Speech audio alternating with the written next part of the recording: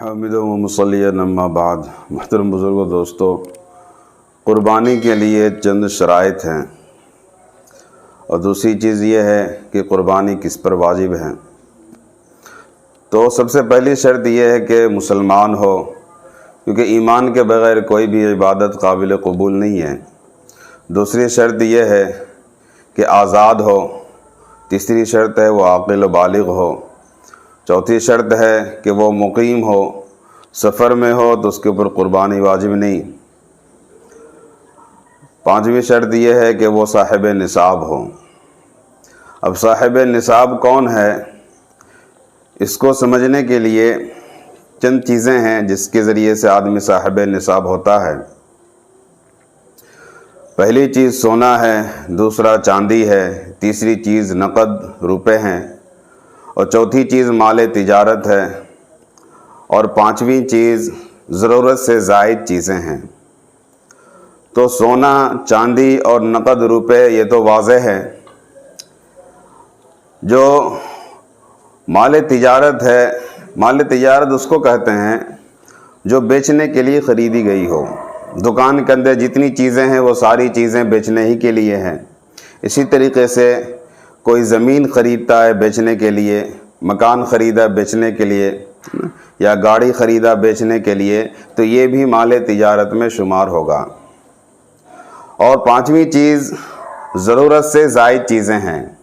تو ضرورت سے زائد چیز ان چیزوں کو کہیں گے گھر کے اندر وہ چیز جو سال بھر میں استعمال کی نوبت نہ آتی ہو، یعنی ان کے علاوہ اور بھی مزید چیزیں ہیں جن سے ضرورتیں پوری ہو رہی ہوں۔ جیسے گھر کے اندر ڈنر سیٹ وغیرہ ہے کہ کئی سیٹ گھر کے اندر موجود ہوں، تو ایک دو سے کام چل رہا ہے اور باقی یوں ہی پڑی ہے، سال بھر میں اس کے استعمال کی نوبت نہیں آتی۔ اسی طریقے سے کسی کے پاس ایک مکان کے علاوہ زائد مکان ہے، تو ایک مکان استعمال میں ہے، دوسرا مکان یوں ہی پڑا ہے۔ اسی طریقے سے کوئی زمین ہے جو بیچنے کے لیے نہیں خریدی، اپنے استعمال کے لیے خریدی ہے، لیکن ابھی استعمال میں ہے نہیں، ہے نا، تو وہ بھی ضرورت سے زائد چیزوں میں شمار ہوگا۔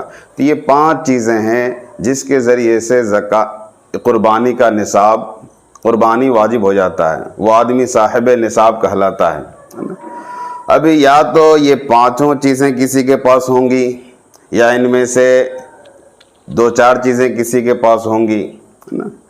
تو اگر کوئی ایک چیز اتنی مقدار میں ہے جس سے نصاب کو پہنچ جاتا ہے، چاہے وہ سونا ہو، چاہے وہ چاندی ہو، چاہے وہ مال تجارت ہو، چاہے وہ نقد روپے ہوں، ہے نا، کوئی ایک چیز اتنی مقدار میں ہے جس سے نصاب پورا ہو جاتا ہو تو اس کے اوپر قربانی واجب ہوگی۔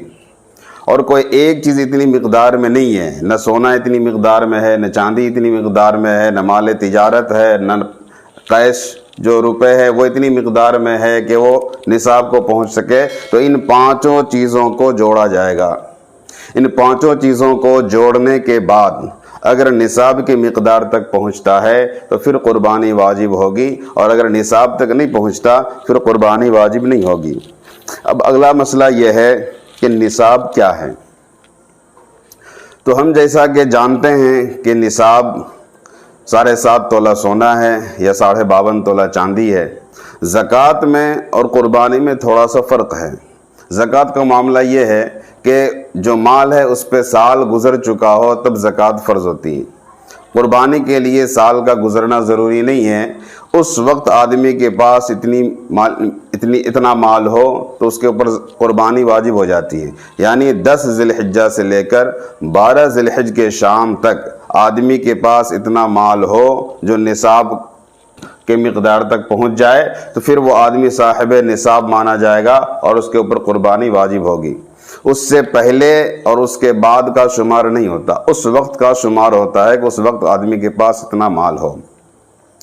تو نصاب جو ہے وہ 7.5 تولہ یا تو سونا ہو یا 52.5 تولہ چاندی ہو۔